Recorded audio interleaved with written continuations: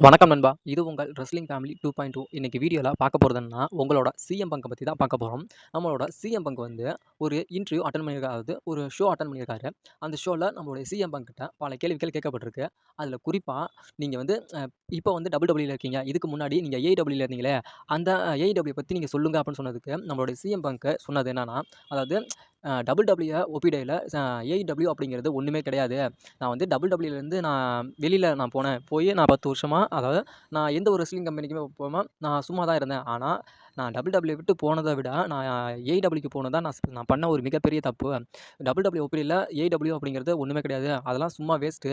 அந்த இடத்துல யாருமே போக்கூடாது அப்படின்னு சொல்லிட்டு பல விஷயங்கள நம்மளுடைய சிஎம் பங்க் வந்து நம்முடைய AEW சொல்லியிருக்காரு.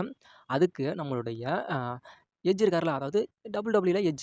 இப்ப அவரு வந்து AEWல ஆடம் கோப்லாண்ட் அப்படின்னு நேம்ல இருக்காரு. அவரு இப்ப என்ன சொல்லியிருக்காரு அப்புட்ன்னா, நம்மளுடைய சிஎம் பங்க் வந்து அந்த இன்டர்வியூல சொன்னதுக்கு, நம்மளுடைய சிஎம் பங்க் வந்து அதாவது AEW டைனமைக்ல அதாவது ரிங்ல நின்னு நம்மளுடைய ஆடம் கோப்லாண்ட் வந்து நம்மளுடைய சிஎம் பங்க் சொன்னதுக்கு ஒரு பதிலடி குடுக்குற மாரி சொல்லியிருக்காரு. இது வந்து ஒரு மிகப்பெரிய ஒரு கேவலமான ஒரு செயல்ன்னு கண்டிப்பா நம்மளோட சிஎம் பங்க் வந்து ஒரு ஷோல தான் அதாவது AEW பத்தி சொன்னாரே தவிர, மத்தபடி அவரு வந்து சொல்லல. ஆனா, நம்மளுடைய ஆடம் கோப்லாண்ட் வந்து AEWோட டைனமிக் ஷோல அது ரிங்ல நின்னுகிட்டு நம்மளுடைய சிஎம் பங்க் சொன்னதுக்கு இப்படி சொல்லியிருக்காரு. அதாவது நீலாம் வந்து அதாவது எப்படின்னா, நீ AEW சொல்றதுக்கு உனக்கெல்லாம் தகுதியே இல்ல சிஎம் பங்க். அதாவது WWEல துரத்தி விட்டு தான் நீ AEWக்கே வந்த. வேற எந்த ஒரு ரெஸ்லிங் கம்பெனிக்குமே உன்ன சேர்த்துக்கல. நீ வந்து AEW போய் குறை சொல்றியா? அதே மாரி நம்மளுடைய ஆடம் கோப்லாண்ட்னு சொல்லியிருக்காரு. அதாவது நானும் எத்தனை ரெஸ்லிங் கம்பெனில நான் ஃபைட் பண்ணியிருக்கேன். ஆனாலும் AEW மாரி வேற எந்த ஒரு ரெஸ்லிங் கம்பெனியுமே இல்ல அப்படின்னு நம்மளுடைய ஆடம் கோப்லாண்ட் இப்ப நம்மளுடைய AEW அது புகழ்ந்து தள்ளியிருக்காரு. இது எந்த விதத்துல நியாயம் தெரியல.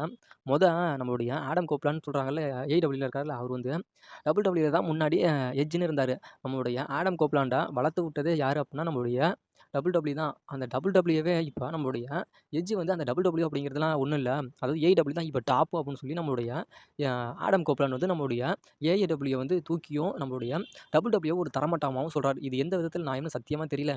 எட்ஜ் ஃபர்ஸ்ட் ஆஃப் ஆல் ஒண்ணு தெரிஞ்சுக்கங்க. இப்ப நீங்க AEWல இருக்கீங்க. இதுக்கு முன்னாடி உங்களுக்கு கத்த வித்தைகள தந்ததே யாரு அப்படின்னா, WWE தான். அத மறந்துறாதீங்க ஃபர்ஸ்ட்டு. அதுக்கப்புறமா நம்மளுடைய சிஎம் பங்க்க நம்மளுடைய WWE சூப்பர் ஸ்டாரான ஒரு ரெஸ்லர் வந்து நம்மளுடைய சிஎம் பங்க்க இப்ப புகழ்ந்து சொல்லியிருக்காரு. அந்த ரெஸ்லர் யாருன்னு கேட்டா, நீங்களே சத்தியமா ஷாக்கிங் ஆயிருவீங்க. அது வேற யாரும் இல்ல. நம்மளுடைய பினாமினல் ஏஜே ஸ்டைல் தான் நம்மளுடைய சிஎம் பங்க்க இப்ப புகழ்ந்து சொல்லியிருக்காரு. அப்படி என்னத்த நம்மளுடைய ஏஜே ஸ்டைல் வந்து நம்மளுடைய சிஎம் பங்க புகழ்ந்து சொல்லிட்டாரு அப்படின்னு நீ சொல்ற அப்படின்னா, சத்தியாலுமே நம்மளுடைய ஏஜே ஸ்டைல் வந்து நம்மளுடைய சிஎம் பங்க புகழ்ந்து தான் சொல்லியிருக்காரு. அதாவது எனக்கும் சரி, சிஎம் பங்க்கும் சரி பர்சனலா எந்த ஒரு அ எந்த ஒரு பிரச்சனையுமே கிடையாது. நாங்க என்னைக்குமே ஒரு குட் ஃப்ரெண்டு தான் அப்படின்னு நம்மளுடைய ஏஜே ஸ்டைல் சொல்லியிருக்காரு. அதாவது சிஎம் பங்க் WWE வர்றப்ப பல ரெஸ்லருக்கு சிஎம் பங்க்க சுத்தமாவே புடிக்கல.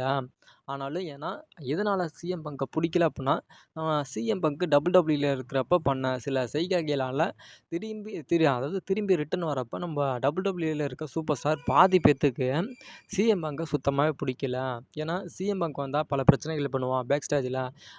ஆனா, யார்ட்ட என்ன சொல்றதுன்னு தெரியாம அவங்கவங்கள்ட்ட சண்டைக்கு போவான் அப்புட்ன்னு அப்ப அப்ப ஏன் சிஎம் பங்க் பண்ண வேல. ஆனா, இப்ப நம்மளுடைய சிஎம் பங்க் இருக்கிற இடமே தெரியாம அவன் பாட்டுக்கு அவன் உண்டு. அவனோட ஒர்க் உண்டு அப்புட்ன்னு அதாவது WWE என்னென்ன அதாவது ஒரு ஸ்கிரிப்ட் சொல்லணுமா அதாவது ஃபைட் பண்ணணுமா ஃபைட் அப்படின்ட்டு அவனோட ஆட்டிட்யூட்ட ஒட்டு மொத்தமாவே மாத்திக்கிட்டு அப்ப இருந்த சிஎம் பங்க்குக்கும், இப்ப இருந்த சிஎம் பங்க்குக்கும் எந்த ஒரு டிஃபரெண்ட்டுமே இருக்காது அப்படிங்கிற மாரி சிஎம் பங்க் அவனோட ஒட்டுமொத்த ஆட்டிட்யூட்டையுமே ஒட்டுமொத்தமா சேஞ்ச் பண்ணி, அவன் இப்போ WWE ஒரு பெஸ்ட்டு ரெஸ்லரா இருக்கான் அப்படின்னு நம்மளுடைய சிஎம் பங்க் சொல்லியிருக்காரு.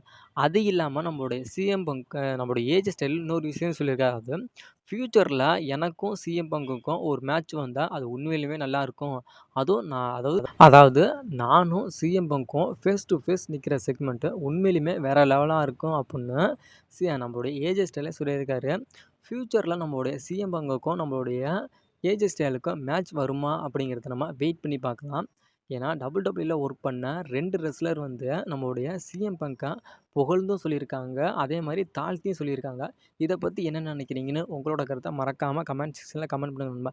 வீடியோ புடிச்சிருந்துச்சுன்னா வீடியோக்கு ஒரு லைக் பண்ணிட்டு நம்ம சேனல மறக்காம சப்ஸ்கிரைப் பண்ணி ரெஸ்லிங் பார்க்குற ஃபேன்ஸுக்கு நம்ம சேனல கொஞ்சம் மோட்டிவேஷன் பண்ணுங்க நண்பா.